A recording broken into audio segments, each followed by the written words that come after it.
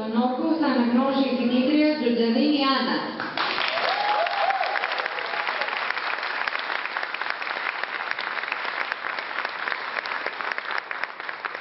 Ορκίζομαι να υπηρετήσω την επιστήμη και το επάγγελμά μου με συναίσθηση ευθύνης, αξιοπρέπειας και αυτοσεβασμό,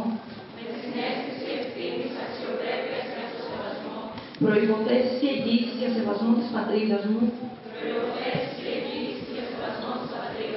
των χωρών που θα εργαστώ, των συνεργατών μου και των συνανθρώπων.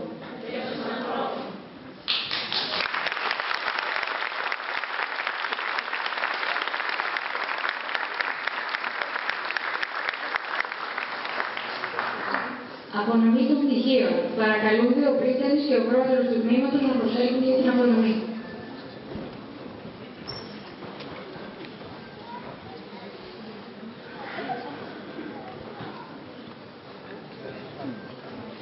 Τζορτζανίνη Άννα.